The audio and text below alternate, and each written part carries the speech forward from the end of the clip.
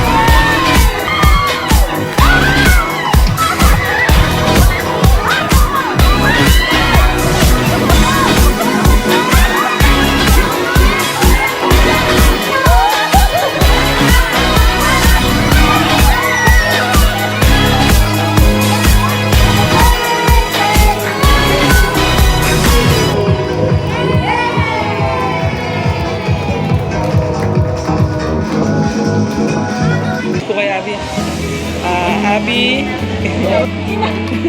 sana lumaki kang mabuti. Alam kong masaya mama at papa mo. Happy birthday, Abby. Sana lumaki ka ng maayos, mapagmahal at may respeto sa magulang. And nandito lang kami mga ninong mo para sumuporta sa'yo. Happy birthday, Abby. Lumaki kang mabuti at hindi sakitin. Yun lang. Happy birthday, Abby. Sana lumaki ka. na mabuti. Wait lang, hindi pa tapos. Lumaki ka na mabuti at galing mo palagi. Happy birthday, Abby. Stay healthy lang and sana lumaki ka ng may takot sa Diyos, may takot sa magulang mo, and stay strong both of you sa parents niya. Kayo lang po. Thank you. Happy birthday, my dear Naka Abia. Send ko na lang sa messenger. And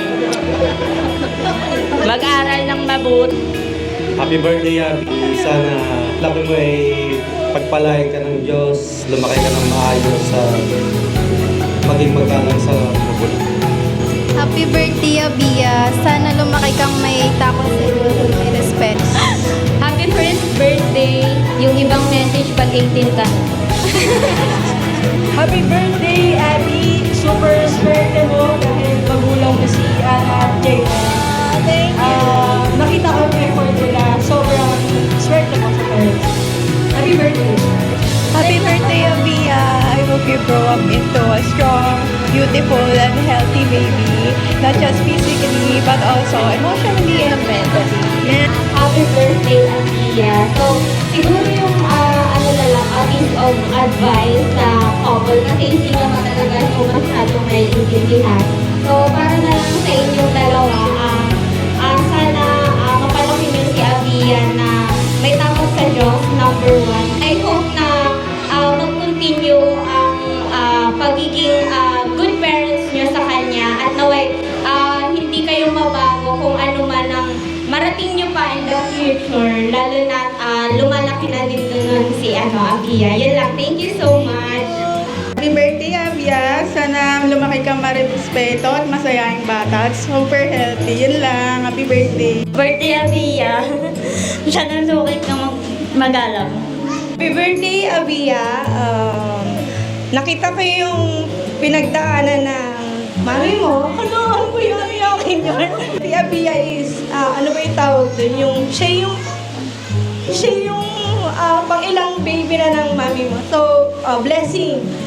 So, in short, blessing si Abia.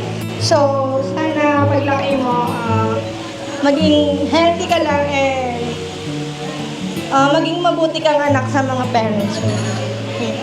Once again, I am John Lawrence and I'm a transgender. Ang comment ko lang sa inyo is sana maging bukod symbolize sa paglaki ng anak nyo and may respeto sa bawat isa. Yun lang. Happy birthday, Abby. I love you. Lumaki ka lang ng healthy at saka mabait. Lahat na nasabi ng mga ninong at ninang mo. Happy birthday. Happy birthday, Abby! I love you! Kiss ka ni Mama lang. Message siya kay Abia. Happy birthday, Happy. Lumay ka lang ang pag-alam sa kultura mo. Kaya si Dada. Happy birthday. Thank you! Alex naman si Daddy! Happy birthday, Kuya. Kasama na ni Nino at Ninang ang pamangako na namin sa'yo ay sumaurahin mo tayo mga bibigyan namin lahat sa'yo. Mga bibigyan namin lahat sa'yo ng mami mo. Yun lang. Love you.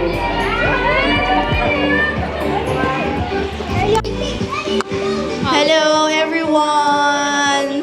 What's up? Nag-enjoy ba kayo sa party na party-partihan?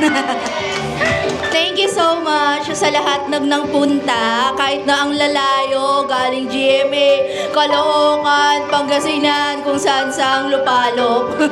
Thank you so much sa pagpunta nyo sa birthday ni Abia at mairaos namin yung binyag niya. Lalo na sa mga ninong-ninang na nakapunta, thank you so much. Sa mga hindi naman nakapunta, thank you din, nakabawas sa bayarin. Kidding aside. So, ayun, yung message ko lang, ikwento ko lang muna yung kwento ni Abia. Si Abia kasi is pang 4th baby na. And then, apas baby. Yung apas is anti-phospholipid antibody syndrome. Bale, sakit siya sa dugo na kung saan kapag nabubuo yung fetus, nilalabanan siya ng dugo ko. Pinapatay niya yung fetus na nabubuo. That's why lagi akong nawawalan ng baby. And then, nung nabuntis ako kay Abia, doon ko lang nalaman na may apas pala ako. So, everyday, nag-i-injections ako para mabuo yung fetus na yon at para mabuo si Abia. Actually, sobrang mahal niya. Kaya ayoko na magbuntis ulit. Kaya wag niyo na asahan muna ngayon si Abia masundan. So, yung message ko lang kay Abia, sobrang grateful kami sa iyo, anak, na dumating ka sa amin, pinagkaloob ka sa amin ng Diyos.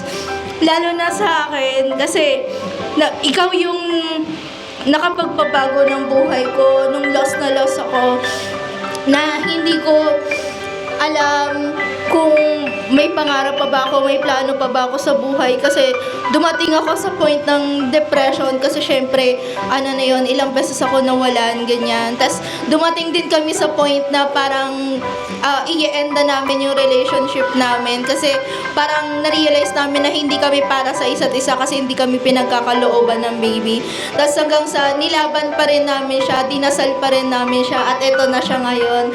Kaya thank you so much din, Lord, na pagbibigay niyo sa amin kay Abia, at talagang aalagaan namin siya. Kahit mahirap magpalaki ng bata, gagawin namin ang lahat para mabigay yung komportabling buhay para sa'yo at matupad lahat ng pangarap mo. Yun lang. Thank you so much po.